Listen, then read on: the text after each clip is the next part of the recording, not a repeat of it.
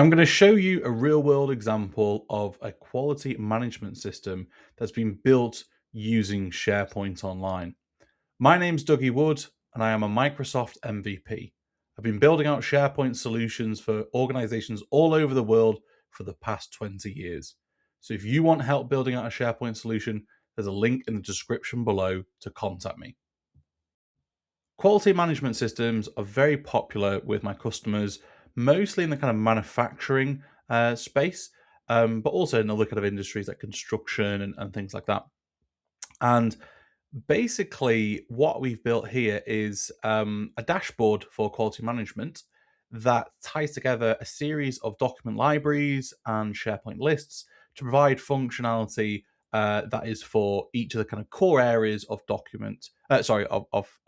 management, which is around document control, version history, management of documents, updating documents, making sure that documents get reviewed and approved at certain points of time, complaints management, supplier management, and so much more. I'll have a quick look at all of these. Now, just know that this actually is a dashboard of a kind of roll-up of those informations rather than it being the kind of actual system itself. So there's basically a video on my YouTube channel for almost every single one of these, but this just give you a bit of a high-level flavor of what's possible with a quality management system. So the first area is document control. So as part of the dashboard, we might want to jump into recent documents or popular documents that are part of the document control. It might be that they are wanting to see ones which are pending approval to sort of chase things up, or recently approved, or documents which are close to expiring. So just to give you a quick example of what this document control is on the back end, it's a document library where every single document is stored that needs to go through this control process. Every document has a version number, both major and minor. The documents at the point of approval, so every document has approval status, either draft, pending, or approved, and when it's approved, it will then increment to the next whole major version. Every document has a reviewer, an approver, and a review date. On that review date, the reviewer is contacted to come and update the document. They then submit it for approval, which goes to the approver, and then at the point of approval, it will then basically look at the frequency of how often, and this is in months, how often it needs to be updated, and then it will go and actually update the next review date based on the frequency. So if it's 12 months after the approval date, it'll add on that, and it'll sit there dormant basically, and then go through that whole cycle all over again. Back on our QMS dashboard, the next thing is the training tracker, which again, we've got a separate video, which is already up on the YouTube channel about training trackers. But as part of your dashboard, you might want to summarize this. So what upcoming training is there? Maybe going directly to the training tracker homepage, viewing. So we're tracking who's basically staying on top of their training. So what training's not been started, what's in progress, what's complete, and what's expired. Again, the homepage has a little bit more information on this training tracker. So let's quickly click on this button to jump through. But just to show you how the SharePoint list element of this is working, you can see that we have a SharePoint list, which is basically keeping track of that particular person, how they're kind of that their training is being kind of followed and things like that. But essentially, all of this is being tied back to the QMS dashboard. So going back there again, further down, we've got non-conformance actions. So basically for people following QMS, they need to have a non-conformancy register. So all their items go logged into here, which also trigger investigations and root causes, as well as corrective and preventative actions. So we could jump directly into, say, for example, the NCR Register to find critical issues, major, minor, anything overdue. Maybe we'll look at root causes based on human error, machine faults, environment, material, or corrective and preventative actions based on audits, complaint actions, corrective actions, preventative actions, things like that. And again, we could jump into that directly based on department as well. Other things as well that as part of QMS we'll have audits. So we'll have typically annual audits.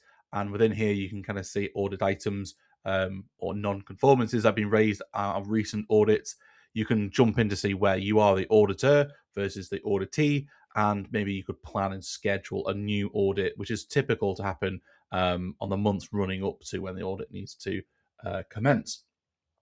We've also got risk management. So this is a combination of 3 lists. We've got risk register, risk mitigation actions, and FMEA list as well. So we can kind of see from these items, if I was to select, for example, the delayed supplier deliveries, which has got an automated calculated risk score of 20, it will also filter down the risk mitigation actions. So we can see here we've got backup supplier deliveries, and also we've filled out the FMEA list.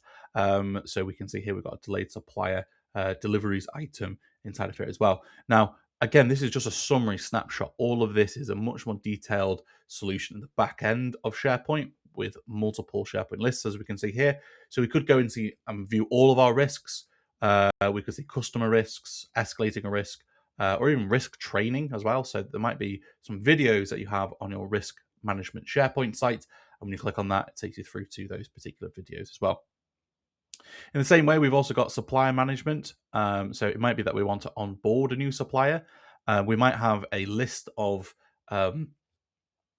preferred suppliers, for example, that we can use. And in fact, we've used SharePoint in the past before to build out almost like a Trustpilot type of review scheme where people are actually, often project managers, submitting supplier review scorecards, say on a monthly basis, which builds that kind of Trustpilot style 5-star reviews internally, so you can see maybe if it's subcontractors or any suppliers that you're using, what's their current kind of score, so that you know that they can be maintained as a preferred supplier.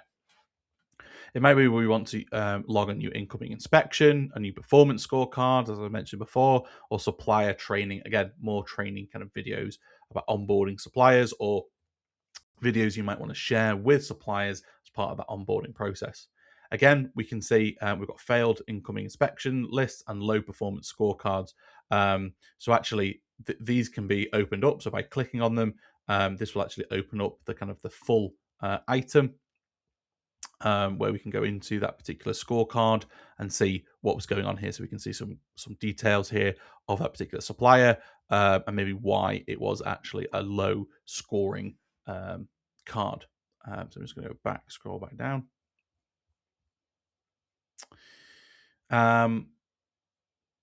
We've then got complaints management.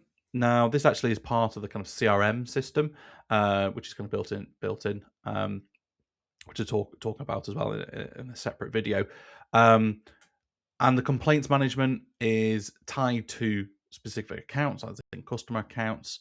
We can see we can track by ID, the kind of the title. So say, for example, surface defects on steel sheets, the company name. So that's actually tying it back to which customer account it was, when it was reported, complaint type. So whether it be product or whatever, severity, low, medium, high, the product. So we can actually tag the product that it relates to, that they've got that particular complaint about, and then a status of it's in progress, it's not started, it's closed. So again, we can follow up with that really easily to find out where everything's kind of up to. But again, all of these fields on anything you see in any of these SharePoint lists, they're completely configurable. We could add or remove any fields that we want. Also, we can change this QMS dashboard really easily. So if there's certain areas that you don't really want or you don't use, you don't necessarily have to have that on that page. It's all configurable. That's the best part about SharePoint. It's all really easy and simple to configure. And then finally, we do have the kind of change management area, which is basically looking at a change control register and a change impact assessment. So again, by selecting on a change control register item, so introduction of digital work instructions display screens, you can see that will filter the change impact assessment as well. So we can see that we have a change impact assessment for that particular record, which is the digital work instruction display screen. So again, by clicking on either of these, it'll open up the full form. We can see the full details. In this case, for the change control register, we also have an approval system going on here, so you can see what the status of the approval is, whether it's pending or if it's approved, or anything like that. But again, you can completely customize this to fit however you actually need it to work as part of your day-to-day workflow. Check out the video on screen now, because I think it'll be really useful to you if you found this video useful. Please also subscribe to my channel. It really does help my channel grow, and it means that you'll get notified whenever there's some new SharePoint content which is related or something you'll be interested in. If you've got any questions at all, use the comments feed below. And thank you very much for watching this video. I'll see you on the next one.